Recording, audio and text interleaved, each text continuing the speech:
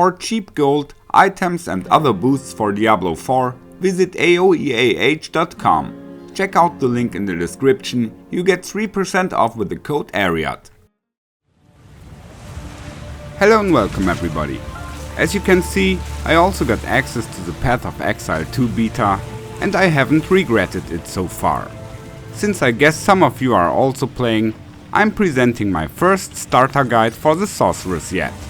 This build is great for progressing quickly, because you can kill masses of monsters very fast. That is very useful for speed leveling and farming, but also boss fights are no problem with a little bit of gameplay skill. I actually sprinted through Act 1 and managed to defeat almost every boss on my first attempt. Let's begin with the skill gems.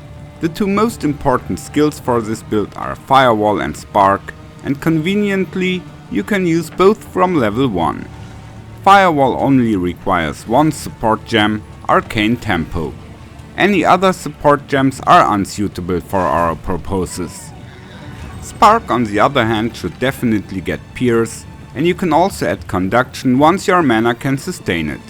However, I've played without it so far, but I guess it will improve the build because it allows you to stun bosses even faster. So for the beginning, most important is Firewall with Arcane Tempo and Spark with Pierce. With the other skill gems, feel free to experiment. I sometimes use Frost Nova in between.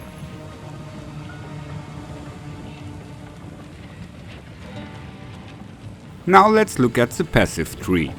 First I focused on damage, also boosting fire and lightning damage. Then raise cast speed and critical strike chance. My last points I have put into the 3% cast speed node and potent incantation. I haven't tested this change yet, but it should further increase damage with only a slight loss of cast speed, just 2% less compared to before. Soon I also plan to invest in more cast speed from the spiral on the left, and later on it might be worth picking Breath of Fire and Breath of Lightning. Now the equipment. At the beginning there isn't much choice, and as you can see, I'm not wearing anything special. Some life and mana are always good, but you should also aim for resistances to the various elements. You'll need these to avoid being one-shotted during boss fights.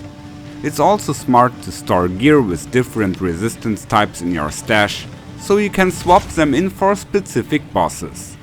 For the final boss fight in Act 1, I equipped the armor the Barrow Dweller, a convenient option to get 50% more cold resistance.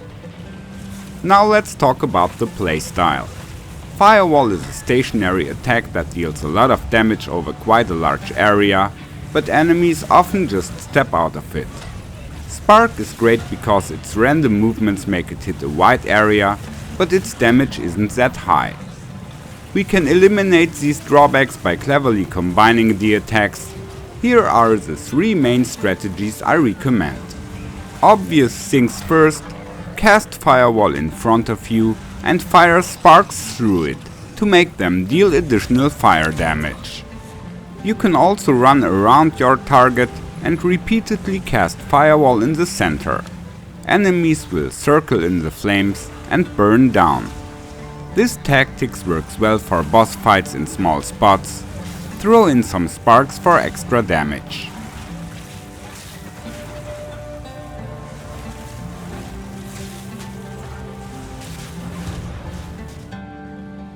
For speed farming, run across the map, pulling all the mobs behind you. Once you've gathered a crowd, start casting firewalls in between. You can press spacebar for dodging, then cast a firewall, dodge, firewall, dodge, firewall.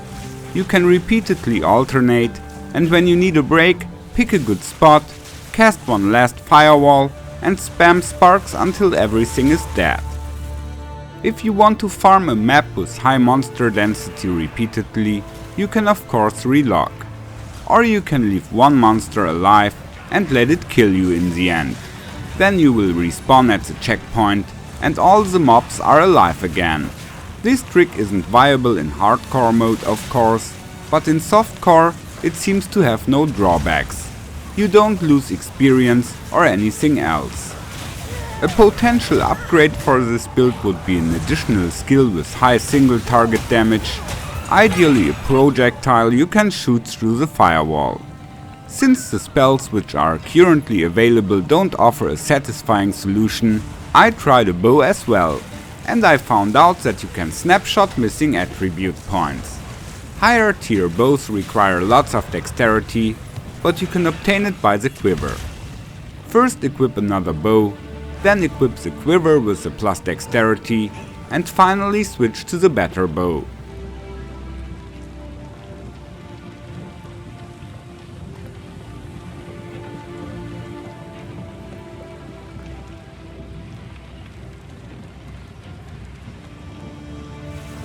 Unfortunately, the idea with the bow also didn't pay yet.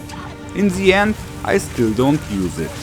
But up to now, the sparks were strong enough for all the boss fights. And at least you don't have to aim properly to hit the target. For now it looks like I will continue rushing through the maps. I wish you lots of fun testing, take care, and may the loot be with you.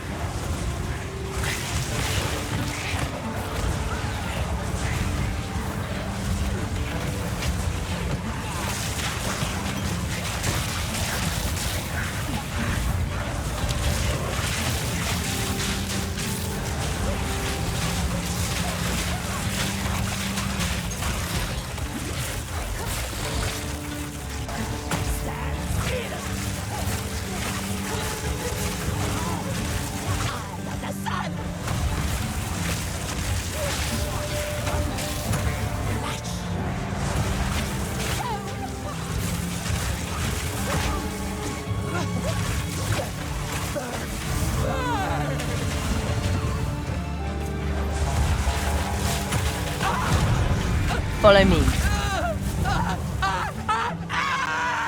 Thank you. Goodbye.